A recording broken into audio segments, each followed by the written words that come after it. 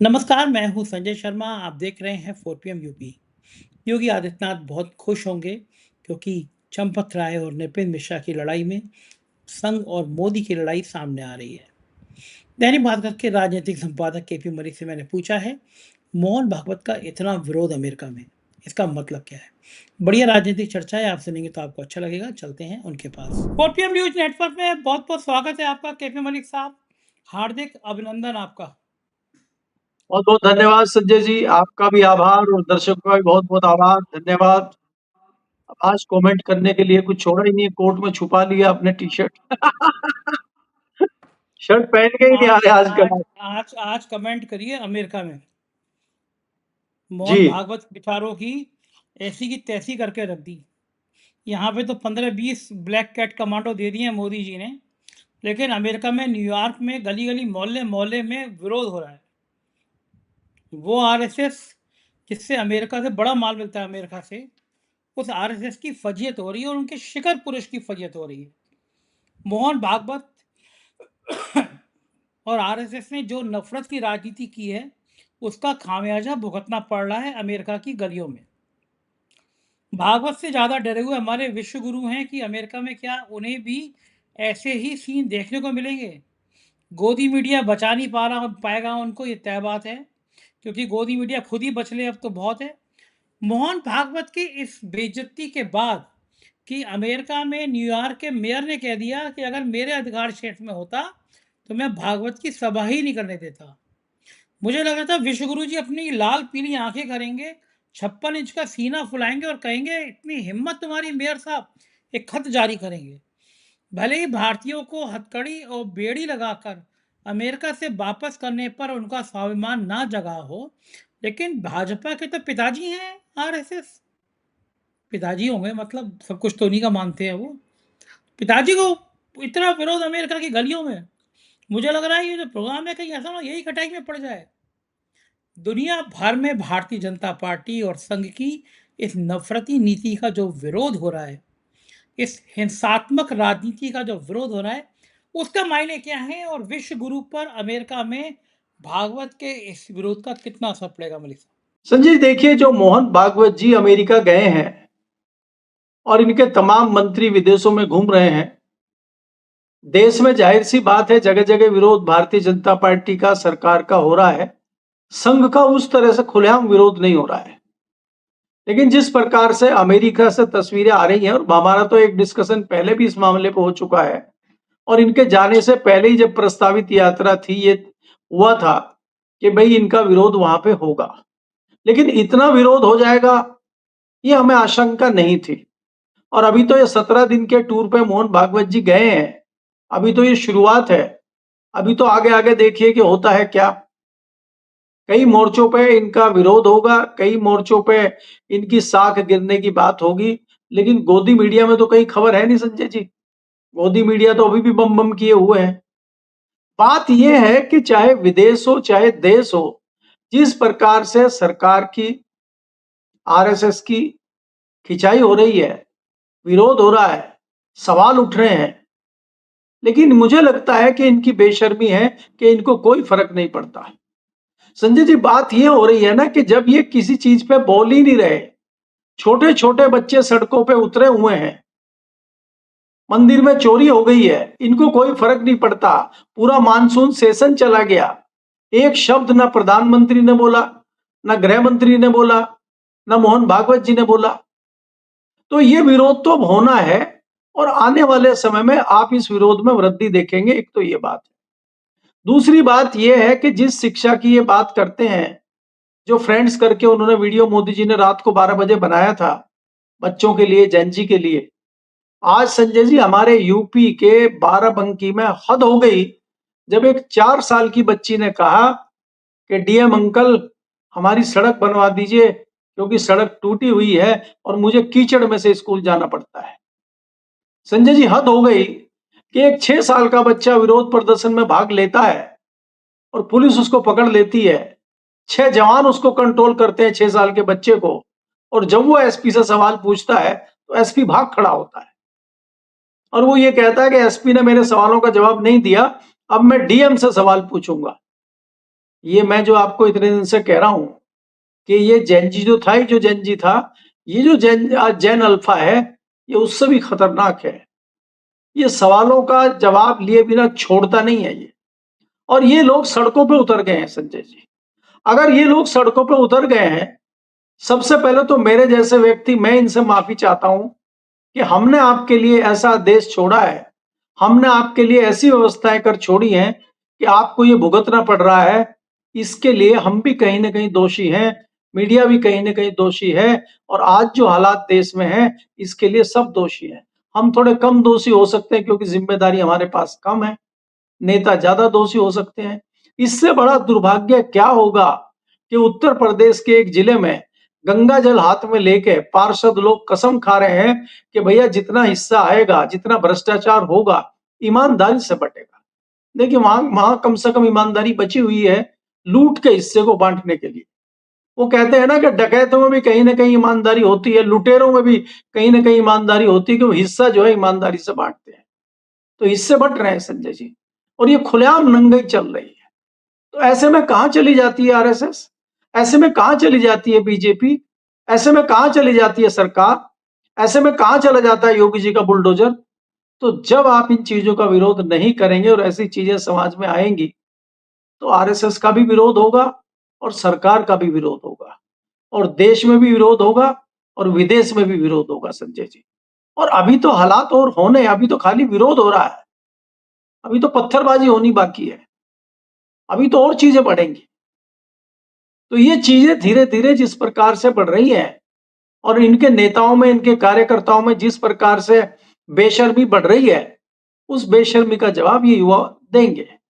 आपको एक चीज नहीं है, अब आ गए वो कॉकरोच पार्टी वाले, वो कह रहे हैं कि भारतीय जनता पार्टी की सरकार ने हमसे धोखा किया है और हम इस धोखे का बदला लेंगे। हमसे 3 शर्तें कही थी कि भाई सब पे केस वापस होंगे, सरकार माफी मांगेगी और ये करेगी, किसी पे केस वापस नहीं हुए।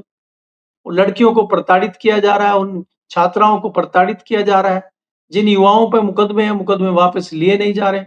आपने देखा अभी एक जिसको छर्रे लगे हुए हैं, राहुल गांधी ने उसकी एफआईआर कराई, उसकी एफआईआर तक नहीं हो रही थी। तो ये सारी चीजें खुल के आ गई हैं, और कॉकरोच पार्टी वाले फिर कह रहे हैं कि भैया हम 5 तारीख को वापस आ रहे हैं। क्या करेंगे? तो ऐसे में अगर एक बार फिर जंतर मंतर पर जमावड़ा शुरू हो जाता है, तो क्या होगा इस सरकार का? कैसे कंट्रोल करेंगे आप? और देश में संजय जी जिस प्रकार से महंगाई एकाएक शुरू हो गई है, आप कितनी अनोखी बात देखिए, जो चीनी 35-40 रुपए बिक रही थी, एकाएक 80 रुपए पे पहुंच गई। जो जो प्याज 20-25 रुपए किलो बिक रहा था, वो एकदम से 40-45-50 रुपए बिक गया। और हमारे यहाँ तो आज हमारी पत्नी ने 65-70 रुपए किलो लिया है। तो ये आग कहाँ लग रही है? इस पे कंट्रोल कौन करेगा? गरीब आदमी क्या खाएगा? आज पेट्रोल के रेट भी बढ़ गए हैं दिल्ली में, मुझे नहीं पता आपके वहां बढ़े हैं कि नहीं बढ़े हैं। दिल्ली में पेट्रोल के रेट बढ़ गए हैं, तो पूरे भारत में ही बढ़े होंगे। तो आप हर चीज पर रेट बढ़ा रहे हैं, महंगाई तेजी से बढ़ रही है, और सरकार मुंह खोलने को तैयार नहीं है। मुझे तो इंतजार उस चीज का है कि हमारी जो मंत्री हैं, जो प्याज नहीं खाती हैं, और उनका बयान कब आएगा कि मैं तो प्याज खाती नहीं, बढ़ रहा है तो बढ़ने दो। वो भी अमेरिका में घूम रही है, तो अमेरिका से हो सकता है कोई प्याज वगैरह ले आए वो थैला भर के, और यहाँ थोड़ा सस्ता करवा दें।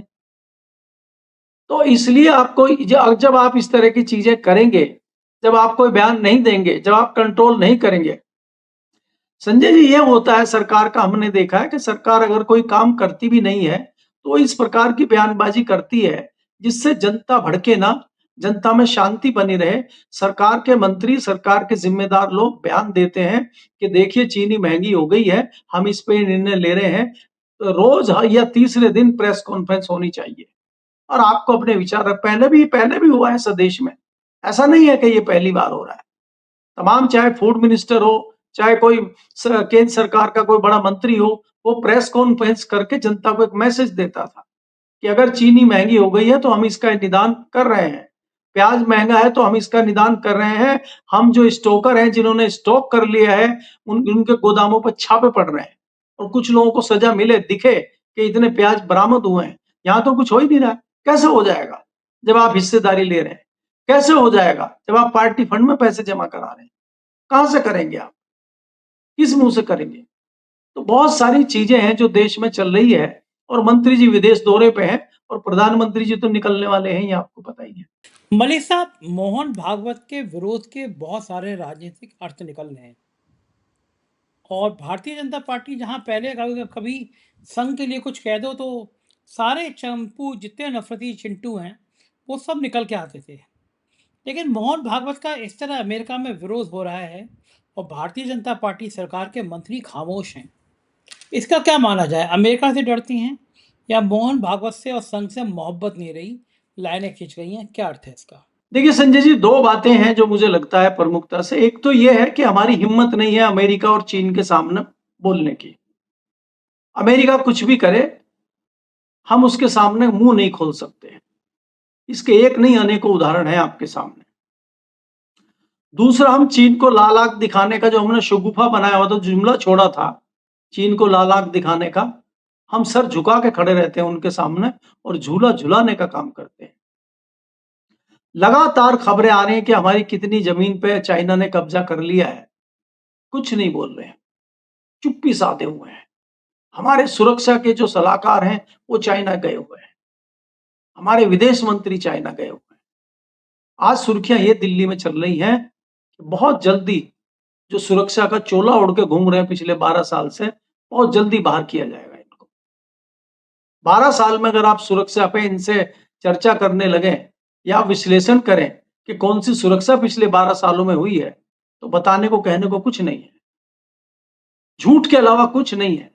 आप ऑपरेशन सिंदूर की बात करते हैं, आप जो है बादलों में रडार काम नहीं करता है, आप उस तरह की बातें करते हैं। ये सगुफे पुराने हो चले हैं। तो आपने क्या सुरक्षा की, क्या सलाह दी, क्या चीजें करी, वो सब पब्लिक के सामने आ गई है। पब्लिक में इनका ये विश्वास खत्म कर चुके हैं। दूसरी चीज जो सबसे बड़ी चीज हुई है संजय जी, जिसमें भारी तादाद में लोगों की आस्था है, वो भगवान राम का मंदिर है। और उस पर अगर मोहन भागवत जी मुंह नहीं खोल रहे हैं, तो मुझे लगता है चाहे वो संघ के लोग हों, चाहे वो भाजपा के लोग हों, चाहे वो अंधभक्त हों, चाहे वो गोदी मीडिया हो, चाहे दूसरे लोग हों, वो इसलिए भी नहीं बोल रहे हैं कि यार अगर ये मंदिर में चोरी कर सकते हैं तो ये कुछ भी कर सकते हैं, इसलिए इनके पक्ष में अब खड़े होने की आवश्यकता नहीं है। मुझे बड़ा कारण ये लगता है। तो इसलिए मोहन भागवत जी के साथ जो हो रहा है, उस पर किसी का मुंह नहीं खोल रहा है। मुझे बड़ा कारण नहीं लगता। जी। मलिक साहब, आपने मंदिर का जिक्र किया। चंपत राय की एक डायरी सामने आ गई है और वो diary Bharatiya Janata party RSS के भ्रष्टाचार का जीता जागता दस्तावेज है, जिसमें विस्तार से वो मंदिर चोरी के बारे में लिख रहे हैं कि किस तरह से गड़बड़ झाला हुआ। लिख रहे हैं कि हमने इसलिए एफआईआर नहीं कराई क्योंकि विधानसभा चुनाव में इसके पे असर ना पड़ जाए। कितने गंदे, कितने घिनौने लोग हैं। भगवान राम के मंदिर में चंदा चोरी पता है, लेकिन एफआईआर नहीं करा रहे हैं कहीं विधानसभा चुनाव पे असर ना पड़ जाए। मैं अयोध्या के लोगों को हाथ जोड़ के शत नमन कर रहा हूँ कि ऐसे लोग जिनके चेहरे पे काला मुंह करके अयोध्या से बाहर करना चाहिए था, उनको अभी तक वो झेल रहे हैं, अयोध्या में रखे रहे हैं। और ऐसी सरकार को शत नमन करूंगा जो ऐसे भ्रष्टाचार पे, भगवान राम मंदिर के चंदा चोरी पे खामोश। क्या इससे जीता जागता और सबूत चाहिए इस बात को कहने के लिए संघ और भाजपा सिर्फ पैसे के हैं, अपने बाप के भी नहीं है। जो भगवान राम के नहीं, वो अपने बाप के भी नहीं। भगवान राम के नाम पर इतना बड़ा धोखा। चंपत राय ने नृपेंद्र मिश्रा को क्या क्या नहीं लिख दिया, वहां में इनकी गालियां बची थी वो दिखने के लिए। चोरों में चंदे को लेके जंग जारी है। क्या मैसेज जाएगा जनता में इसका? देखिए संजय जी, ये चंपत राय की डायरी बाहर आई है, सूत्र बता रहे हैं। अभी हालांकि कोई उस टाइप के तथ्य तो सामने नहीं आए, लेकिन चर्चा है कि उनकी डायरी मिली है और भास्कर में तो लंबी चौड़ी खबर छपी है। तो उस डायरी में इन्होंने ये लिखा है कि भाई नपेंद्र राय की नॉलेज में भी सारी चीजें थी और नपेंद्र राय से लगातार बात होती है। और नृपेंद्र मिश्रा। सॉरी, नपेंद्र, हाँ सॉरी, माफी चाहता हूँ। नपेंद्र मिश्रा जी की नॉलेज में सारी बातें थी और उनको बताया गया था कि मंदिर में इस तरह की चोरी हुई है, और बाकी लोगों को भी उनका कहना यह है कि मैंने सबको बताया था। तो फिर ये पूछा गया कि भाई एफआईआर क्यों नहीं हुई? तो एफआईआर इसलिए नहीं हुई कि आगामी विधानसभा चुनाव में, जो बहुत जल्दी चुनाव है, कहीं बड़ा नुकसान ना हो जाए। दूसरी बात, उस बात की चर्चा ज्यादा हुई कि भेदिया कौन है, ये भेद कौन दे रहा है। खासकर अखिलेश को भेद कौन दे रहा है। तीसरी बात ये हुई कि खलनायक नपेंद्र मिश्रा है। इस बातों की चर्चा हो रही है। दुर्भाग्य देखिए, उस बात पे कतई जोर नहीं है कि भगवान राम के घर में चोरी हो रही है, जिसको नपेंद्र मिश्रा जी कह रहे हैं चोरी नहीं, डकैती है। क्योंकि सारे अखबार, सारे टीवी चैनल, हम आप जैसे लोग तथा कथित चंदा चोरी लिखते थे बहुत सावधानी से कि कहीं ऐसा ना हो झूठी खबर। तथा कथित चंदा चोरी को जो सर्टिफिकेट देने वाले हैं, हम उनको प्रणाम करते हैं नपेंद्र मिश्रा जी को, कि उन्होंने बताया अरे भाई क्या बात आप कर रहे हो, चंदा चोरी और ये चोरी, वहां डकैती हुई है, डकैती। और एक चैनल पे नहीं, उन्होंने घूम घूम के दर्जनों चैनलों पे ये कहा। इससे भी ज्यादा गुस्से में चंपत राय जी हैं। और चंपत राय जी का, अगर चंपत राय जी के सामने आज की डेट में नपेंद्र मिश्रा जी आ जाएं, तो मुझे लगता है या तो नपेंद्र मिश्रा जी घायल हो जाएंगे या चंपत राय जी घायल हो जाएंगे। इतना गुस्सा उबल रहा है दोनों। लेकिन इस पे चाहे प्रधानमंत्री हो, चाहे गृह मंत्री हो, चाहे मोहन भागवत जी हो, चाहे दूसरे लोग हो, चुप्पी साधे हुए हैं। क्यों? ऐसा क्या है उनकी चंपत राय जी की डायरी में कि जिससे चुप्पी साधे हुए हमारे महामानव प्रधानमंत्री, चुप्पी साधे हुए मोहन भागवत जी, जो दहाड़ सकते हैं अमेरिका में जाके, वहां एक ऑडिटोरियम में, वो मंदिर में नहीं बोल रहे हैं। जो विशाखापट्टनम में 3 दिन इस बात की चर्चा कर सकते हैं कि देश में भ्रष्टाचार है, भाजपा की सरकार में भ्रष्टाचार चरम पे है, और वो मंदिर चोरी पे बोल नहीं रहे। तो इसको क्या माना जाए? ये क्या चल रहा है? और ये जो चंपत राय जी हैं, जिनको क्लीन चिट मिल गई है, जो धुल के साफ होके आ गए हैं बिल्कुल, जिन्होंने कहा था कि मैं जो है अपने सिर पे कलंक लेके नहीं जाऊंगा, माथे पे होता है कलंक, सिर पे तो नहीं, कि माथे पे कलंक लेके अयोध्या नहीं छोड़ूंगा। तो इनका क्या कलंक धुल गया है क्या? तो ये जो कलंक लेकर नहीं जाने की बात थी, और दूध का दूध, पानी का पानी एसआईटी ने कर दिया, और क्लीन चिट जो है चंपत राय जी को मिल गई है। तो ये चंपत राय जी के पास ऐसा क्या हथियार है? ऐसा क्या है? वही तो नहीं हमारे आपके वाला जो हम कहते हैं कि हम तो डूबेंगे सनम, तुमको भी ले डूबेंगे, और सनम इसलिए डरे हुए हैं, इसलिए कोई एक्शन नहीं कर रहे हैं। नहीं तो चंपत राय में हिम्मत कहां से आएगी?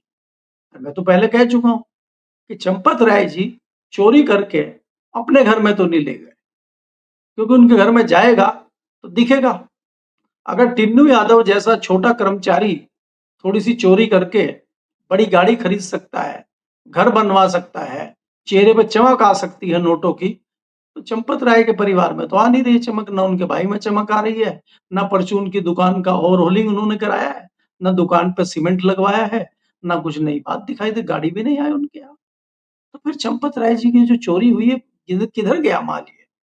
अच्छा, ये माल क्या महाराष्ट्र और वेस्ट बंगाल और बिहार में तो नहीं चला गया? या इससे कुछ बिल्डिंगें तो नहीं खड़ी हो गई? अगर ये हो गई हैं, तो फिर कौन बोलेगा? मोहन भागवत जी कैसे बोलेंगे? नरेंद्र मोदी कैसे बोलेंगे?